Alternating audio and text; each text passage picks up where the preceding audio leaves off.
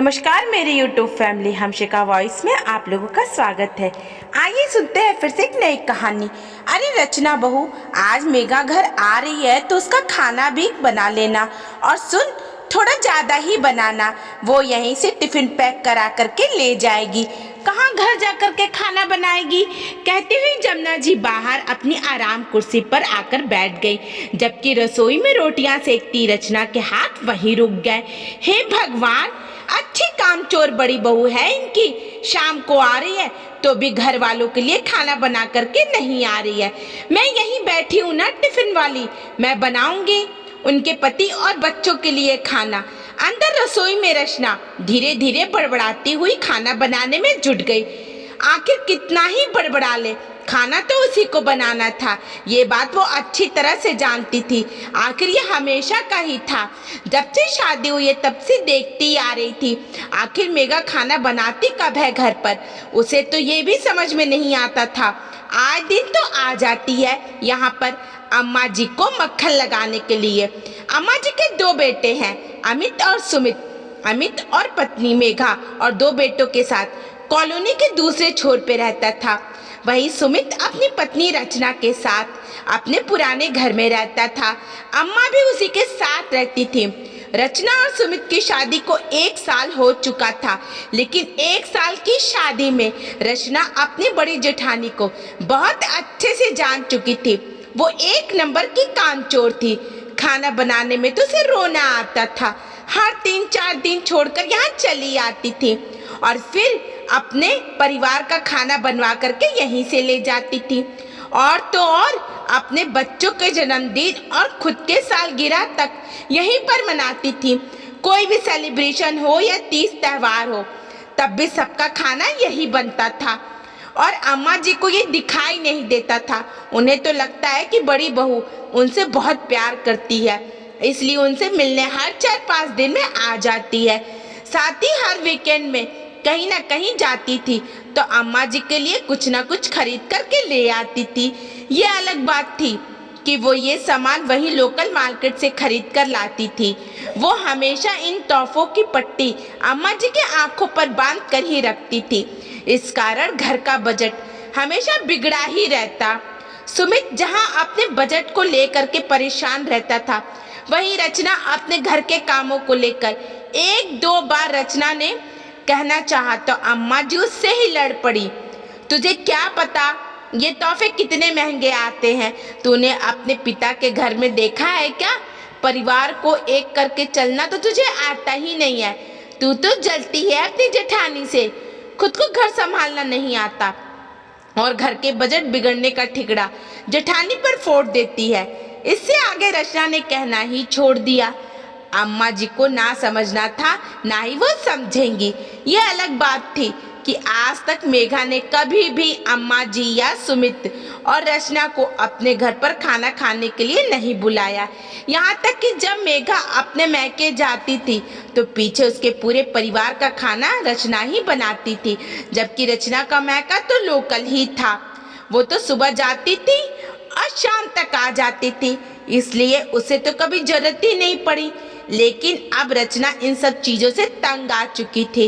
खाना बनाते बनाते अभी भी उसके दिमाग में यही बातें चल रही थी कि किसी तरीके से अपनी जेठानी को सबक सिखाऊं, कैसे उसका हमेशा का ये टिफिन वाला नाटक बंद करवाऊं और कैसे अम्मा जी की आंखों पर से जेठानी की तोहफे वाली पट्टी हटाऊं। सोचते सोचते मेघा पलटी, अचानक पीछे रखे सिलेंडर से टकराई और गिर गई। गिरते ही उसकी चीख निकल गई। जमुना जी रसोई में दौड़ी दौड़ी आई। अरे बहू, क्या हो गया? कुछ नहीं अम्मा जी, मैं सिलेंडर से टकरा करके गिर गई। देखकर नहीं चल सकती थी क्या? अगर ज्यादा चोट लग जाती तो फिर खाना कौन बनाता? अम्मा जी के ये कहते ही रचना के दिमाग में यह आइडिया आ गया। उसने मन ही मन सोचा कि अब तो यही नाटक करना पड़ेगा। वो जैसे तैसे खड़ी होने लगी, अचानक वापस गिर गई। अम्मा जी, मेरे पैर में तो बहुत जोरों से दर्द हो रहा है। लगता है पैर में मोच आ गई है, मुझसे खड़े नहीं होता बन रहा है। हे भगवान, तुड़वा लिया ना पैर। अब इतने लोगों का खाना कैसे बनेगा? अम्मा जी आपको खाने की पड़ी है, खाना तो जिज्जी बना लेगी, पर मुझे चोट लगी है उसका क्या। ठीक है उठाती हूँ तुझे। कहते कहते जमुना जी ने जैसे तैसे करके रचना को उसके कमरे तक पहुंचा दिया और उसे बाम ला करके दे दिया। ले बहू, इसे मल ले और गरम पट्टी बांध ले ताकि कुछ आराम मिल जाए। अभी का खाना तो फिर बड़ी बहू बना लेगी। कहकर अम्मा जी चली गई। अब तक मेघा भी वहां पर आ गई। जैसे ही मेघा को पता चला कि रचना के पैर में मोच आई है और वो खड़ी भी नहीं हो पा रही है, इसलिए अब खाना उसे ही बनाना पड़ेगा, तो उसने कहा, अम्मा जी मैं खाना तो बना देती, पर आज तो मुझे जरूरी काम से जाना है। मेरी मम्मी की तबीयत ठीक नहीं है, मैं तो बस आपको देखने चली आई थी, तो आज तो मैं खाना नहीं बना पाऊंगी। अम्मा जी की प्रतिक्रिया जाने बगैर ही मेघा वहीं की वहीं अपने घर के लिए भूड़ गई। अम्मा जी मेघा के ऐसे रवैये से हैरान रह गई, पर उन्हें तो खाना बनाना ही था, सो खुद के लिए, सुमित और रचना के लिए उन्होंने खाना बना दिया। दूसरे दिन अमित घर आया तो अम्मा ने पूछा, अब कैसी है तेरी सास की तबीयत? मेरी सास को क्या हुआ है? वो तो बिल्कुल ही ठीक है। अमित का जवाब सुनकर अम्मा को हैरानी से बोली, अच्छा मेघा कल शाम को गई थी ना उनसे मिलने के लिए? नहीं तो कल तो हम लोग डिनर के लिए बाहर गए थे, मेघा ने अचानक से प्लान बना लिया था। अमित का जवाब सुनकर अम्मा जी को समझते देर नहीं लगी कि मेघा ने जानबूझकर ऐसा झूठ बोला है ताकि उसे खाना ना बनाना पड़े, पर रचना ने 4-5 दिन तक अपना नाटक यूं ही जारी रखा। अब धीरे धीरे अम्मा जी को मेघा की चालाकियां समझ में आने लगी थी।